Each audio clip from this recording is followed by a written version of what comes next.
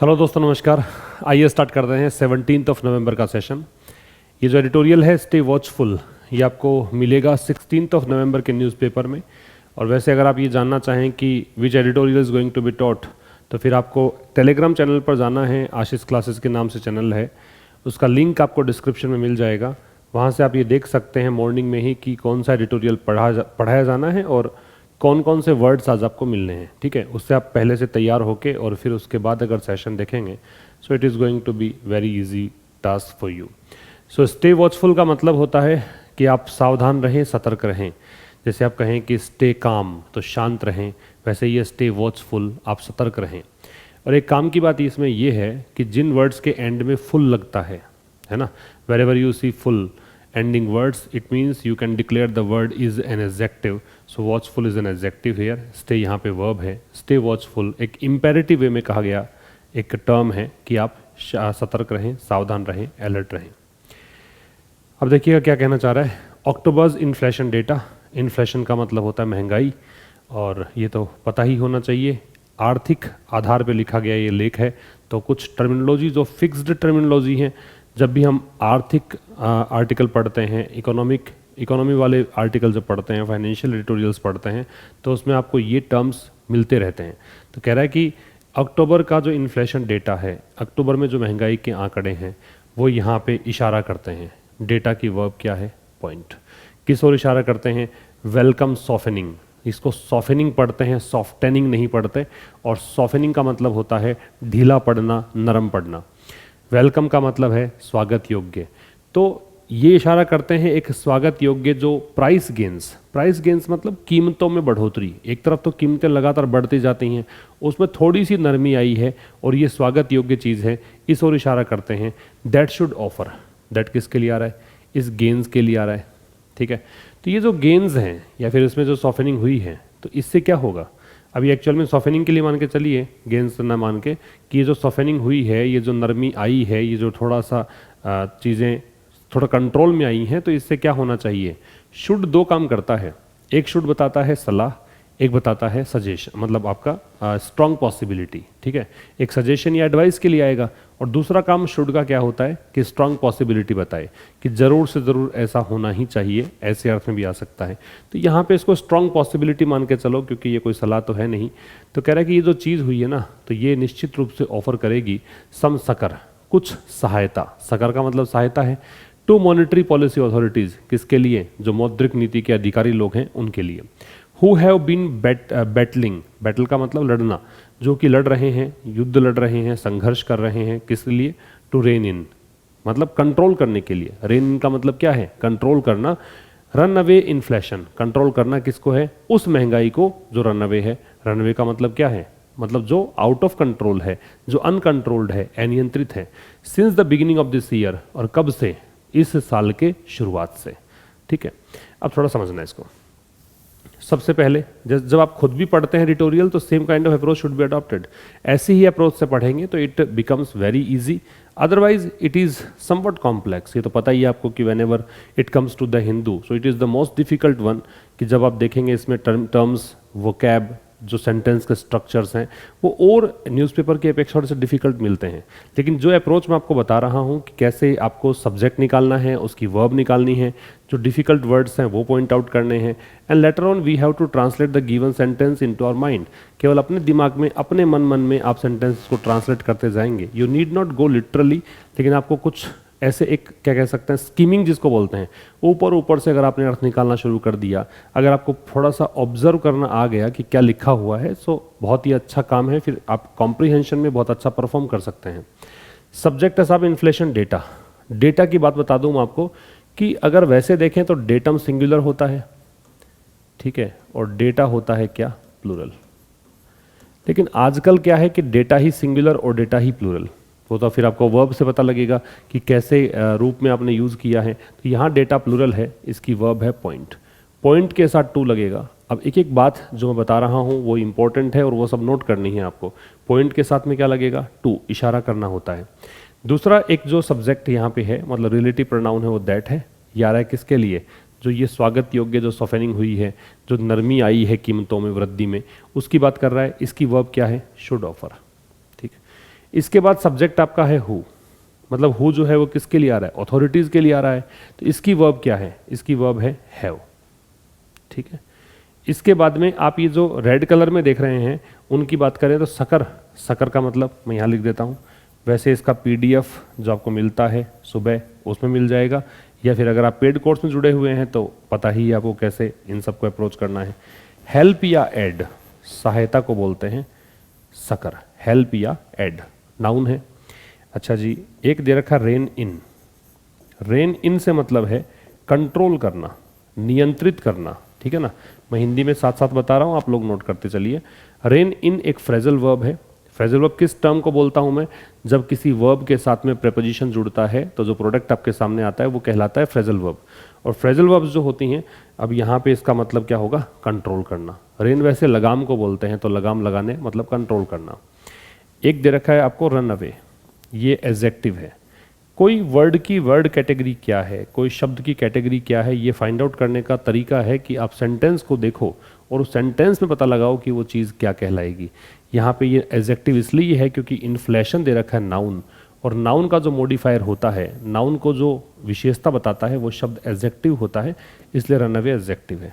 तो run away हो गया एडजेक्टिव, और इसका मतलब होता है आउट ऑफ कंट्रोल, नियंत्रण से बाहर, या फिर कहेंगे अनकंट्रोल्ड, ठीक है। तो ये आपने क्या दिखा, सब्जेक्ट देखे, वर्ब देखी, उसके बाद में हमने देखा जो डिफ़िकल्ट वर्ड्स थे वो वाले। एक बार फिर रिपीट कर देता हूँ। अक्टूबर में जो महंगाई के आंकड़े हैं वो इशारा करते हैं कि प्राइस गेन्स में थोड़ी सी नरमी आई है, और ये जो नरमी आई है ना वो निश्चित रूप से यहाँ पे कुछ सहायता करेगी, किसकी, मौद्रिक नीति के अधिकारी जो लोग हैं उनकी। और ये अधिकारी कौन, ये लड़ रहे हैं, ये मतलब युद्ध कर रहे हैं किससे, महंगाई को नियंत्रित करने की। और कौन सी महंगाई, जो कि अनकंट्रोल्ड है, अनियंत्रित है, उस पर लगाम लगाने की कोशिश कर रहे हैं। कब से, इस साल के शुरुआत से ही। कुछ और काम की बातें हैं, कुछ की पॉइंट्स हैं।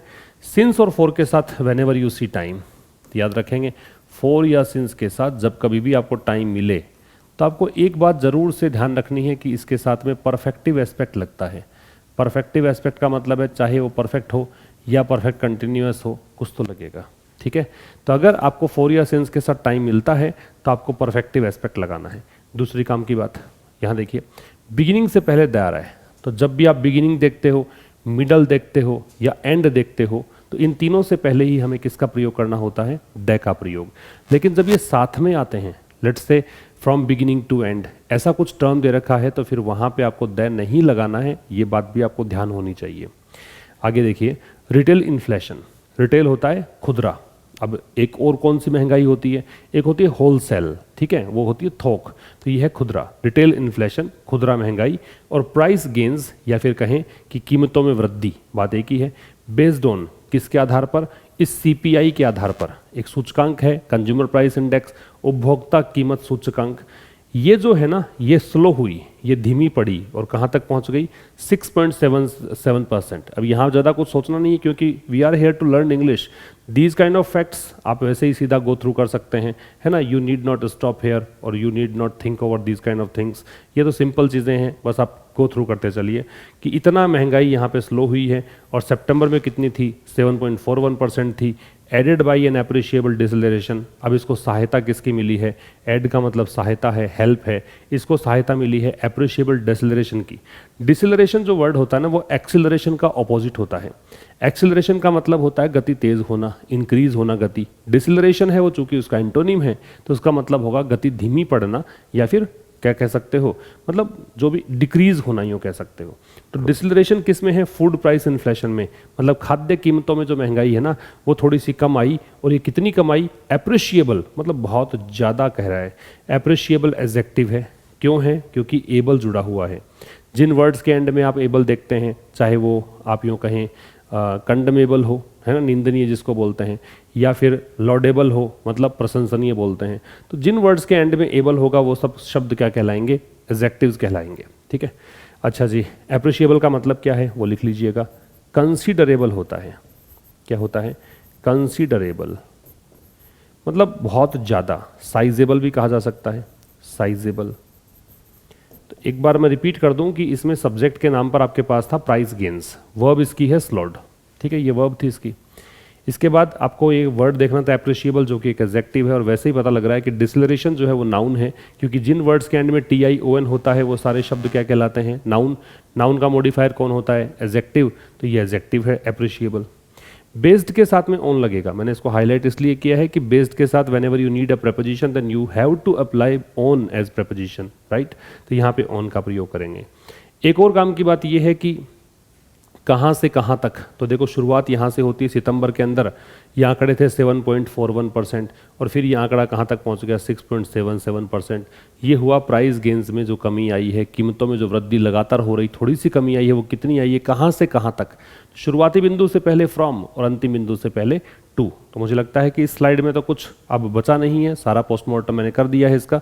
अब आप इसका स्क्रीनशॉट ले लें ताकि आप खुद से भी इसको देख सकें। अगले स्लाइड में देखिए, the year on year inflation, साल दर साल जो महंगाई है, based on the consumer price in food price index, किसके आधार पर, इस सूचकांक के आधार पर। ईज्ड ये इसकी वर्ब है, इसमें थोड़ा सा नरमी आई है, कितनी, लगभग 160 बेसिस पॉइंट्स की इन अक्टूबर में। 160 बेसिस पॉइंट्स का मतलब मान लो 1.80, ठीक है, सॉरी 1.60, 1.60, ये 160 पॉइंट का मतलब है, इतनी कमी आई है। और पहले कितनी थी, मतलब ये कहाँ पहुँच गई है, ये पहुँच गई है 7.01% पर, जबकि पिछले महीने में कितनी थी, तो प्रीसीडिंग मंथ में ये था 8.60%। मैंने कहा था लगभग 1.60, इसको जोड़ेंगे तो आपका यही मान आ जाएगा। Helped by a decline in prices of vegetables, अब यहाँ पे हेल्प किससे मिली है, एक तो वेजिटेबल्स की प्राइस में डिक्लाइन आया है, गिरावट आई है, दूसरा फ्रूट्स के दामों में, पल्सेज दाल को बोलते हैं, दाल होती है उसको बोलते हैं, ऑयल्स एंड फैट्स, जो भी वसा है या तेल है, इन सब के मतलब कीमतों में कमी आई थी, इस कारण से ऐसा हुआ, ये गवर्नमेंट का कहना है, गवर्नमेंट ने ऐसा कहा है। तो सब गवर्नमेंट की वर्ब तो है सेड, ठीक है। इन्फ्लेशन की वर्ब है वो है ईज्ड, राइट। अच्छा जी, एक यहाँ प्रीसीडिंग जो शब्द दे रखा है आपको, प्रीसीडिंग, प्रीसीडिंग एक एडजेक्टिव होता है, ये ध्यान रखेंगे। प्रीसीडिंग क्या होता है, एक एडजेक्टिव है और इसका मतलब है प्रीवियस, पहले का। प्रीसीडिंग का मतलब क्या है, प्रीवियस। अब देखिए, आप में से बहुत सारों को ये एक प्रॉब्लम आती होगी कि आपने वर्ड्स याद तो कर लिए, आपने गो थ्रू तो कर लिया, but off and on you tend to forget, आप भूलते रहते हैं इन वर्ड्स को। तो ऐसे कंडीशन में क्या करें, आपको रिवीजन बहुत बार करना है, आपको इनका यूसेस देखना है, आपको अपने साथी के साथ डिस्कस करना है, ठीक है। इस तरह के प्रोसेस से गुजरेंगे, बहुत बार गुजरेंगे, तभी जाके ये वर्ड्स आप रिटेन कर सकते हैं लंबे टाइम के लिए। अदरवाइज तो इसकी कोई शॉर्ट ट्रिक नहीं है कि आप ऐसा देखें कि आपने एक बार याद किया दोबारा देखना ही नहीं पड़े, ऐसा पॉसिबल नहीं है। तो रिवीजन करते जाएं, वर्ड्स याद रहेंगे, क्योंकि प्रीसीडिंग बहुत बार पहले भी आ चुका है। If you have been watching these videos for a long time, then you might have heard of this word preceding. Preceding का मतलब क्या है, previous। और कुछ इसमें था नहीं, तो और काम की बात इसमें कुछ करने वाली बात नहीं। एक काम की बात जरूर है, फ्रूट का प्लूरल नहीं बनता है।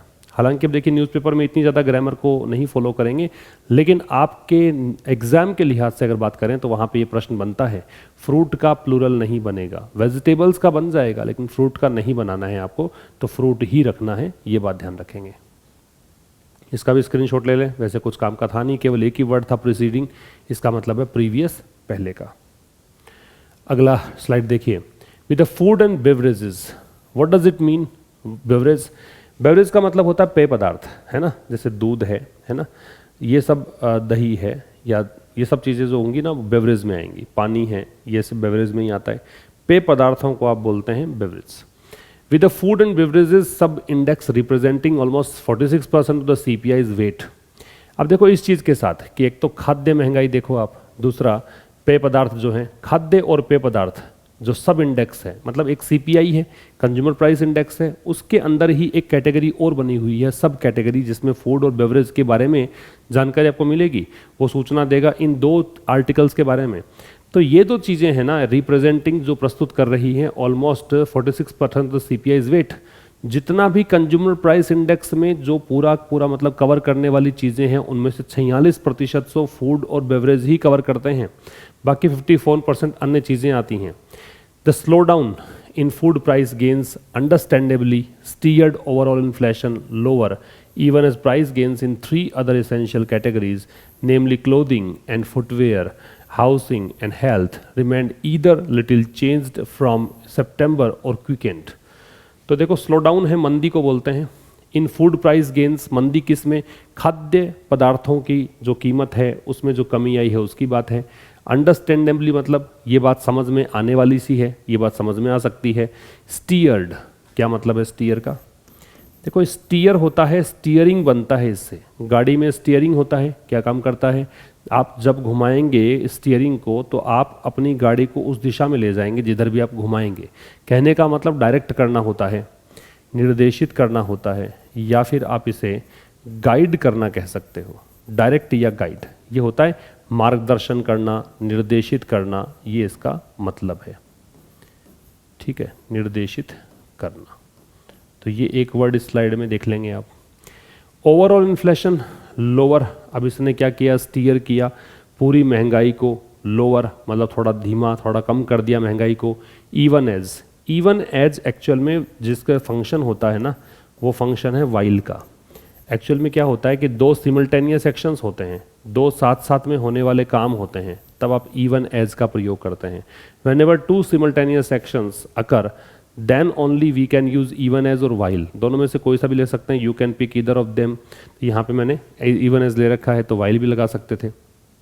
तो क्या कह रहा है साथ में यहाँ पे देखिए कि प्राइस गेन्स जो हैं, कीमतों में बढ़ोतरी है। किसमें? तीन अन्य इसेंशियल कैटेगरीज, दो तो देखी फूड और बेवरेज वाली, तीन अन्य, 3 अदर इसेंशियल महत्वपूर्ण कैटेगरीज। ठीक है, किसमें? नेमली, जिनका नाम है, एक कैटेगरी है क्लोथिंग एंड फुटवेयर, मतलब कपड़ों और जूतों की बात है, जूते चप्पल की बात है। दूसरा है हाउसिंग, घर की बात है। तीसरा है हेल्थ, स्वास्थ्य। ये सब जो है ना, उसमें जो प्राइस गेन्स हैं वो रिमेन, मतलब रहा, ये इसकी वर्ब है। ईदर लिटिल चेंज्ड, या तो मतलब ना के बराबर चेंज हुआ। जब लिटिल और फ्यू के पहले you do not find any article means you do not find a और द।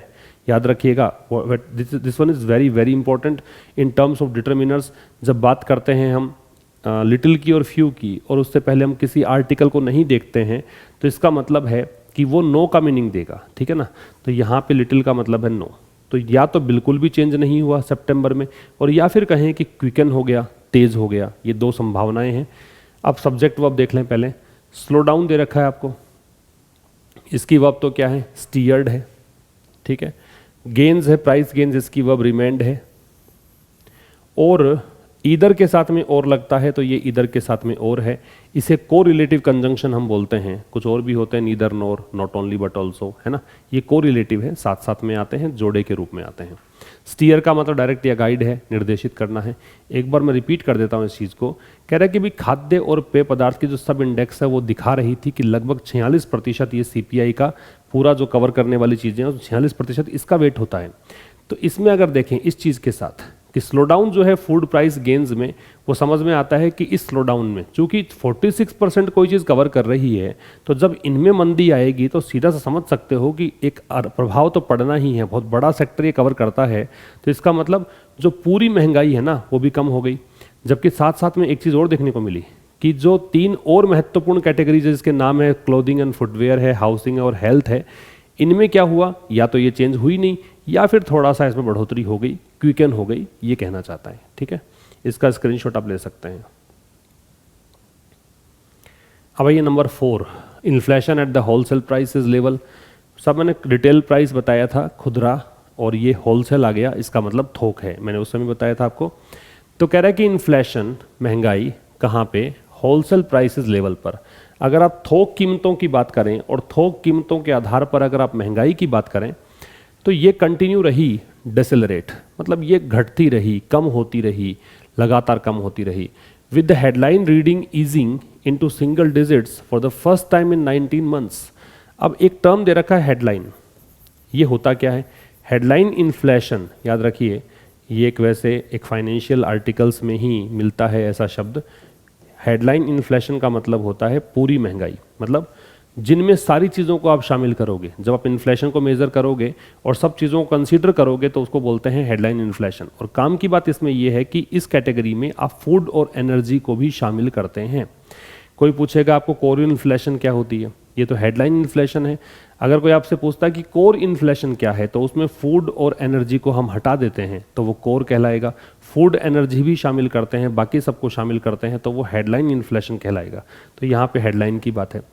और इसमें कह रहा है कि हेडलाइन इन्फ्लेशन, रीडिंग का मतलब उसके जो कह सकते हो आंकड़े हैं या पठनांक है, जो पढ़ने में आ रहे थे आंकड़े, ईजिंग मतलब ढीले पड़ रहे थे, नरम पड़ रहे थे, इनटू सिंगल डिजिट्स, और सिंगल डिजिट में आ गए थे आंकड़े।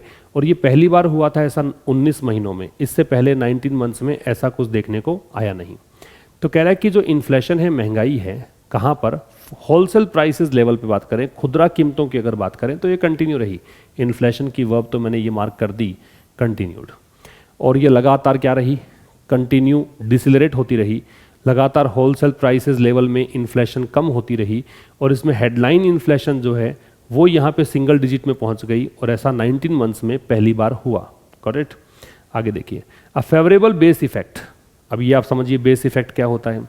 जैसे मैं आपसे कहूँ, लेट्स से कि अभी महीना चल रहा है नवंबर का, ठीक है, और अक्टूबर, ये मैंने लिया अक्टूबर।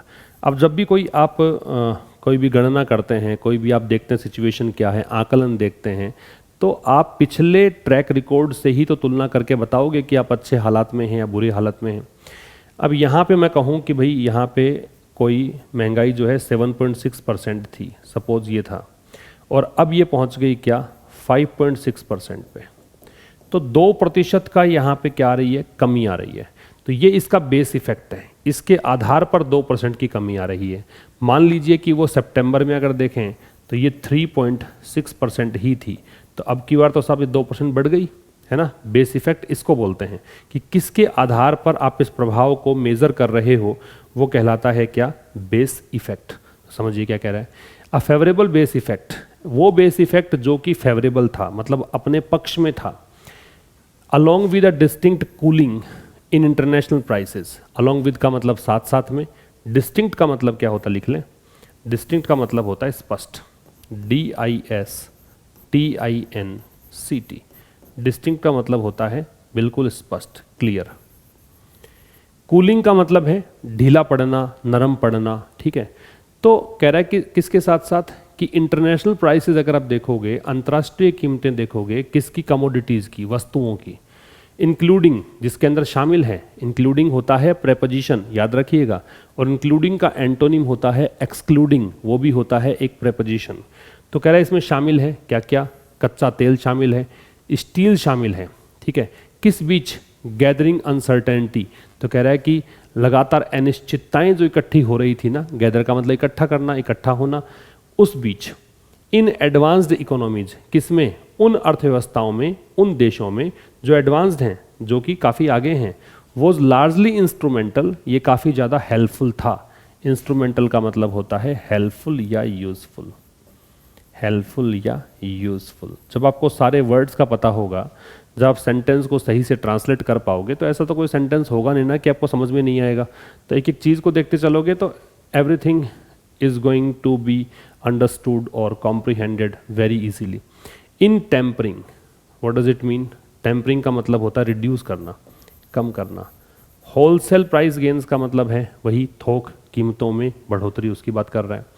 एक बार फिर समझिए, तो कह रहा है कि बेस इफेक्ट काफ़ी सही था, साथ में आप देखिए कि वस्तुओं की कीमतें जैसे कि स्टील और क्रूड ऑयल है, उनकी कीमतें अंतर्राष्ट्रीय बाजार में गिर रही थी, इसका भी साथ मिला, ठीक है। किस बीच, कि अनिश्चितताओं का दौर तो था ही अर्थव्यवस्था के अंदर। वो अर्थव्यवस्थाएं जो कि एडवांस थी, एडवांस्ड अर्थव्यवस्थाएं हैं, वो देश जो काफ़ी विकसित देश हैं, उनमें अनिश्चितताएं तो चल ही रही थी, साथ में यहाँ पे कीमतें गिर रही थी। तो ये जो बेस इफेक्ट था ना, ये एक्चुअल में क्या था, ये इसकी वर्ब आ जाएगी वॉज। लार्जली है वो एडवर्ब है, इंस्ट्रूमेंटल है वो एडजेक्टिव है। और याद रखें कि जिन वर्ड्स का एंड आप एल से करते हो वो एडजेक्टिव्स हो सकते हैं, तो ये एडजेक्टिव है। तो ये काफ़ी मतलब सामान्य तौर पे या ऊपरी तौर पर बात करें तो ये सहायक था, किस चीज़ में, होलसेल प्राइस गेन्स में कटौती करने में या रिड्यूस करने में इस चीज़ को, ठीक है। इसका स्क्रीनशॉट ले सकते हैं। अब देखिए स्टिल, स्टिल का मतलब होता है फिर भी, इवन नाउ, ठीक है। नहीं पता हो तो लिख लीजिएगा, स्टिल का मतलब होता है even now, still, even now. या फिर कभी कभी इसका मतलब होता है फिर भी, मतलब यट वाला जो मीनिंग होता है ना वही मीनिंग इसका भी होता है। फ़र्क ये है कि यट है वो नॉन असर्टिव एक एडवर्ब है, मतलब ऐसे सेंटेंसेस में आएगा जो नेगेटिव होगा, ठीक है, इंटेरोगेटिव होगा, जबकि ये जो है स्टिल है वो एक असर्टिव कंजंक्शन है, मतलब एक एडवर्ब है, तो ये तब लगेगा जब आपको एक सेंटेंस अफर्मेटिव दे रखा हो। तो स्टिल फिर भी यहाँ देखिए अ क्लोजर लुक, क्लोजर लुक का मतलब और अधिक नज़दीक से अगर देखोगे, किस पे देखना है, क्या देखना है, सिक्वेंशियल ट्रेंड्स। सिक्वेंशियल का मतलब होता है क्रमशः, एक के बाद एक, कंसेक्यूटिव, ट्रेंड्स का मतलब रुझान, किस में, रिटेल इन्फ्लेशन में, खुदरा महंगाई में, स्पेशली इन फूड आइटम्स, विशेष करके किसकी बात है, फूड आइटम्स की बात है। तो ये जो क्लोजर लुक है ना, flag the imperative for policy makers to remain watchful. अब यहाँ देखिए थोड़ा सा ध्यान से पढ़ते हैं अगर आप इसको, तो आपको समझ में आता है कि यहाँ पे ग्रामर की गलती है। क्यों गलती है, क्योंकि लुक यहाँ पे सिंगुलर है और यहाँ देखिएगा फ्लैग है वो प्लूरल वर्ब है।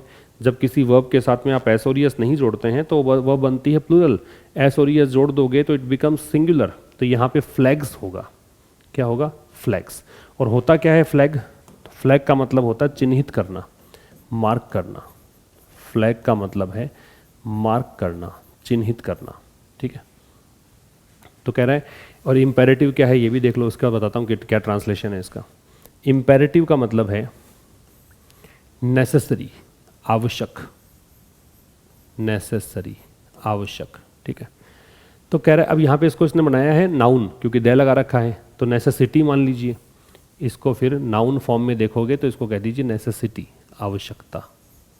वो तो था आवश्यक, ये हो जाएगा आवश्यकता।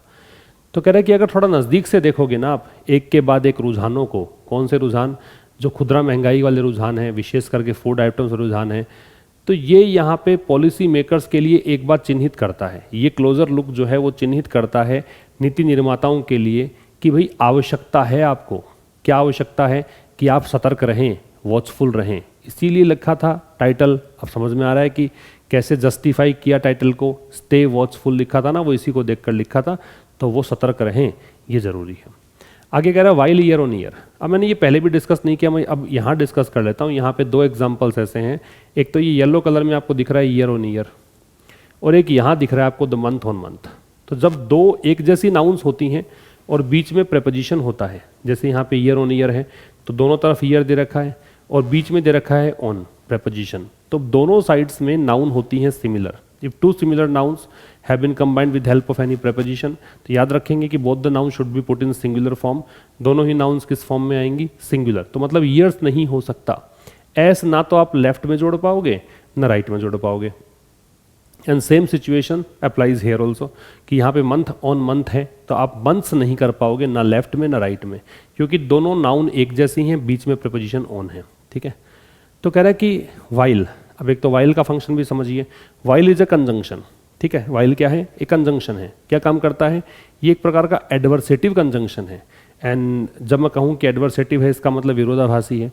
विरोधाभासी का मतलब दो क्लॉजेज जो जोड़ोगे एक दूसरे के विपरीत हो सकते हैं, है ना, ऐसे कंडीशन में आप वाइल जोड़ेंगे। तो यद्यपि जो साल दर साल महंगाई है, किसमें, सब्जियों की कीमतों में, शोड, इन्होंने दिखाया क्या, sharply to 7.7% last month, slowed है, शोड नहीं है, स्लोड है, धीमी पड़ गई महंगाई साल दर साल, और बहुत तेज़ी से ये मतलब गिरी है, पिछले महीने यहाँ तक पहुँच गई।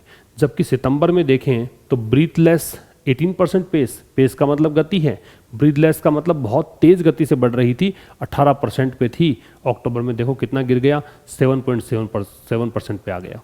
The month on month gains, अब यहाँ तो बात करी ईयर ऑन ईयर की, मैंने कहा था कि वाइल दो क्लोज जोड़ेगा, एडवर्सेटिव कंजंक्शन है, दोनों विपरीत क्लोजेज होंगे। तो कह रहा है कि जब ईयर ऑन ईयर किया तो बढ़िया शांति की बात है कि थोड़ा महंगाई कम हुई है, लेकिन आप मंथ ऑन मंथ गेन्स की बात करोगे अगर आप, ठीक है, अगर आप महीने दर महीने बढ़ोतरी की बात करोगे, एक्सिलरेटेड, तो ये बढ़ी है। एक्सिलरेट मतलब डिसलरेट का ऑपोजिट है, बढ़ी है, और 4 महीनों के उच्चतम पायदान पे पहुंच गई है, कितना, 4.1%। एंड पॉइंट 2, और ये इशारा करती है किस ओर, कंसर्न्स, उन चिंताओं की ओर। क्या चिंता है, चिंता ये है कि that the supply disruptions caused by unseasonal rains. Supply disruption, disruption का मतलब होता है डिस्टर्बेंस, ये लिख लो, डिसरप्शन का मतलब होता है डिस्टर्बेंस, परेशानी, व्यवधान, रुकावट, बाधा, ये सब। तो कह रहा है कि जो सप्लाई डिसरप्शन है जो भी आपूर्ति संबंधी प्रॉब्लम्स हैं, किसके कारण? अनसीजनल रेन्स, ऐसी बारिश के कारण जो बिना मौसम की बरसात है। इन वेजिटेबल ग्रोइंग रीजन्स, कहाँ पर? उन क्षेत्रों में जहाँ पर सब्जियाँ उगाई जाती है, सब्जियों को ग्रो किया जाता है। As well as logistical difficulty. ये क्या होता है लॉजिस्टिकल? लॉजिस्टिक्स का मतलब होता है कि आपने कोई सामान, मैं सीधा सिंपल शब्दों में आपके तरीके से बता दूं कि लॉजिस्टिक्स का मतलब होता है कि कोई सामान आपने वेयर हाउस में रखा, उसके बाद में आपने वहाँ से सप्लाई कर दिया। जैसे ये फ्लिपकार्ट है, अमेज़ॉन है, इनको लॉजिस्टिक्स की आवश्यकता पड़ती है। ये एक स्टोरेज सिस्टम बनाते हैं, बहुत सारा सामान अपने वेयर हाउस में रखेंगे, वहाँ से चीज़ों को सप्लाई करेंगे, तो ये लॉजिस्टिक्स है। प्रबंधन जो है ना, वो लॉजिस्टिक्स है। तो लॉजिस्टिकल डिफ़िकल्टीज़, पोज्ड का मतलब होता है रेज्ड या कोज्ड। रेज्ड कर सकते हो या कोज्ड कर सकते हो। ये डिफ़िकल्टी पैदा किसके कारण हुई? तो ये पैदा हुई मॉनसून फ्लडिंग, मतलब मॉनसून के कारण जो बाढ़ आई उसके कारण। तो ये हो सकता है कंटिन्यू रहे।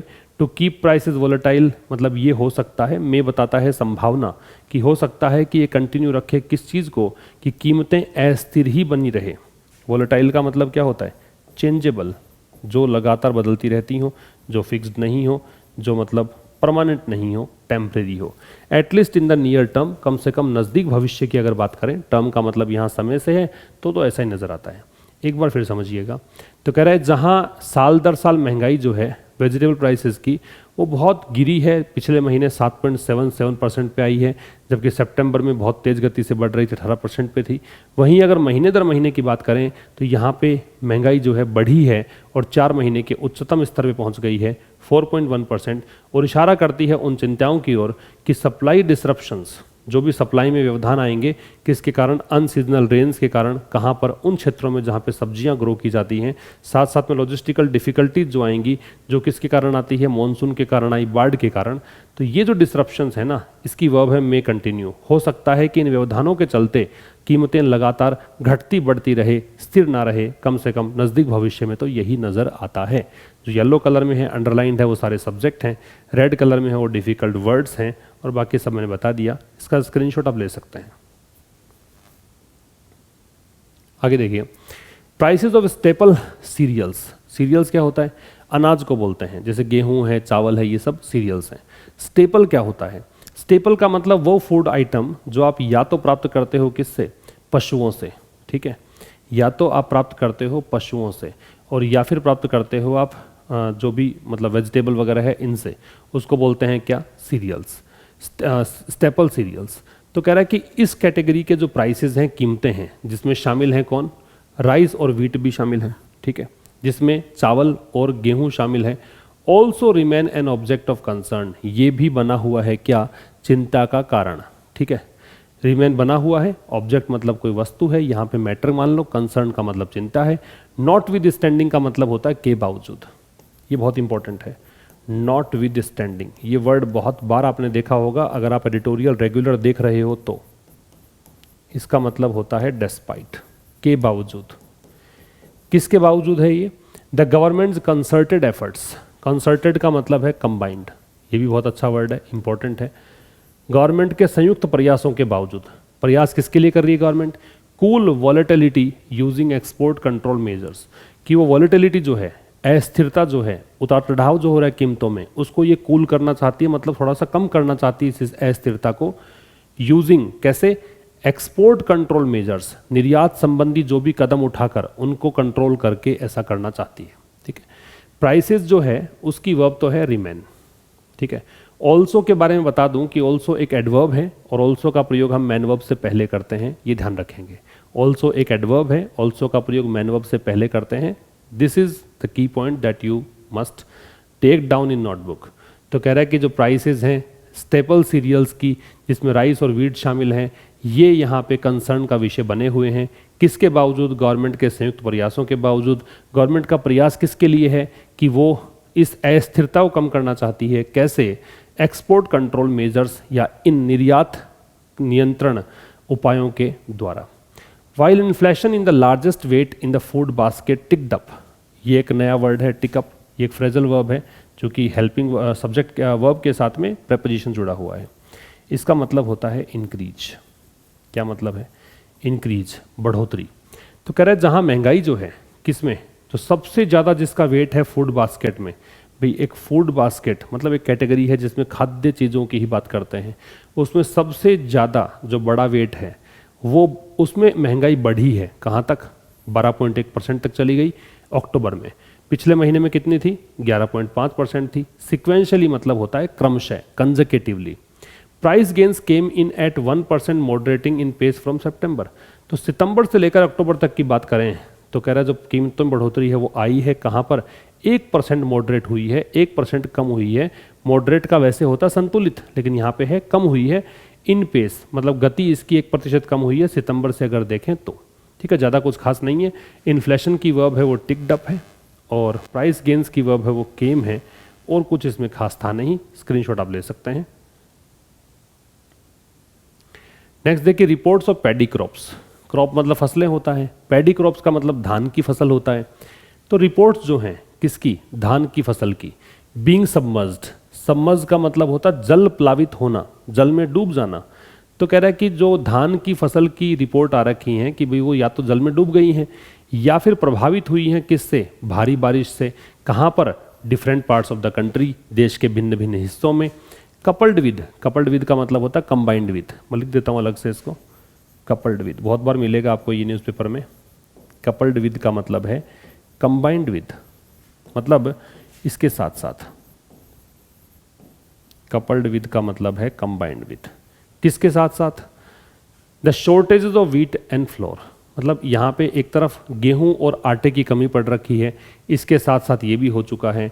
That have pushed up their prices, all signal more volatility ahead in cereal prices. तो कह रहा है कि इसने क्या कर दिया है? इसने कीमतों को बढ़ा दिया है, पुशअप कर दिया मतलब ऊपर की ओर धकेल दिया है।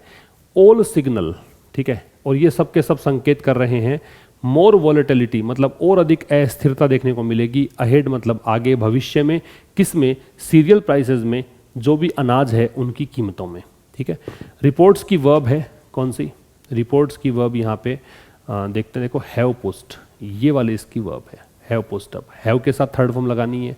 और ऑल की वर्ब है वो सिग्नल है, मैंने ऑल को हाईलाइट नहीं किया है, ये भी सब्जेक्ट ही है। और दैट आ रहा है वो किसके लिए आ रहा है? वो पूरी कहानी जो बताइए पिछले वाली उसके लिए आ रहा है, जो शॉर्टेज पड़ रहा है ये सब, इसकी वर्ब है वो अपन ने ये लगाई दिया। एक बार फिर देख लीजिएगा, जो रिपोर्ट्स है पैडी क्रॉप्स की कि भाई या तो वो पैडी क्रॉप्स धान की फसल है वो क्या हो चुकी है? जल में डूब चुकी है, या प्रभावित हुई है भारी बारिश से, देश के भिन्न भिन्न हिस्सों में जो भारी बारिश हुई उसके कारण। और ये जो चीज़ है ना, इसमें एक चीज़ और दुख का विषय या कष्ट का विषय ये भी है कि गेहूं और आटे की कमी पड़ी हुई है। इन सब चीज़ों ने क्या कर दिया है? पुशअप कर दिया है उनके प्राइसेस को, उनकी कीमतों को। जिसकी कमी होगी उसकी कीमत बढ़ जाएगी, सीधी सी बात है। All signal more volatility ahead in cereal prices, ये सारे के सारे संकेत करते हैं कि और अधिक अस्थिरता देखने को मिलेगी अनाज की कीमतों में आगे की। With S&P Global's latest business outlook survey. अब S&P एक एजेंसी है, इसने एक सर्वे किया है। ठीक है, इस सर्वे में पॉइंटिंग टू, इशारा करना, बताया था पॉइंट के साथ टू लगेगा, पहले ही स्लाइड में बताया था। इशारा करते हुए किस तरफ? An intensification of wage pressures. Intensification का मतलब होता है इंटेंसिफाई करने का प्रोसेस, और ज़्यादा तीव्र करने की प्रक्रिया।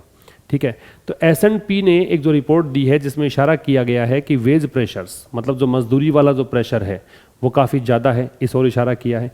And producer pass through of cost. Pass through का मतलब क्या है? जैसे मान लो कोई सामान मेरे पास महंगा पड़ रहा है, मैं दुकानदार हूँ और मैं आपको महंगा दूंगा, तो सीधी सी बात है कि मेरे पास भी तो महंगा ही आया था, लागत कीमत महंगी थी, फिर आप तक महंगा गया, और आप भी किसी को सप्लाई अगर करोगे तो और महंगा बेचोगे मुनाफा रख के। तो ये होता है पास थ्रू कॉस्ट, एक से दूसरे पर प्रभाव डालने वाली कॉस्ट। ठीक है, अथॉरिटीज़ कैन इल अफोर्ड, जहाँ भी इल अफोर्ड आए इसको ऐसे पढ़ा करो, कैन नॉट अफोर्ड।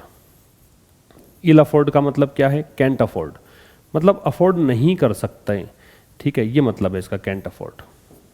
तो फिर समझो क्या कह रहा है कि भी S&P का जो ग्लोबल लेटेस्ट बिजनेस आउटलुक सर्वे है इसमें इशारा किया गया है कि वेज प्रेशर काफ़ी ज़्यादा रहेगा, मजदूरी का दबाव काफ़ी ज़्यादा रहेगा, और प्रोड्यूसर की जो पास थ्रू ऑफ कॉस्ट जो है उसका इंटेंसिफिकेशन की ओर इशारा किया है कि ये भी काफ़ी ज़्यादा कॉस्ट आएगी। तो इन सब के देख के अथॉरिटीज जो हैं, अधिकारी लोग जो हैं, वो अफोर्ड नहीं कर सकते, वह नहीं कर सकते कि वो drop their guard. Drop their guard का मतलब होता है बी लेस वॉचफुल। ठीक है, कहने का मतलब आप यूँ कह दो सतर्कता कम करना। ठीक है, थोड़ा कम सतर्क हो जाना। तो ये अब इन सब चीज़ों को देखते हुए ये अपनी सतर्कता, अपना जो निगाहें जो पैनी रखी हुई है, इन्होंने काफ़ी चौकन्ने हो रखे हैं, इसको अभी छोड़ नहीं सकते। ठीक है, in the fight against inflation, इस लड़ाई में, लड़ाई किसके खिलाफ है? इन्फ्लेशन के खिलाफ है, महंगाई के खिलाफ है। ठीक है भाई, अब साहब ये तो आपका हो गया आज का सेशन, और अब जो ये क्लोज टेस्ट है ये उन पेड यूजर्स के लिए जो रजिस्टर्ड है हमारे पास एप्लीकेशन में। ठीक है, तो ये देखिए क्लोज टेस्ट।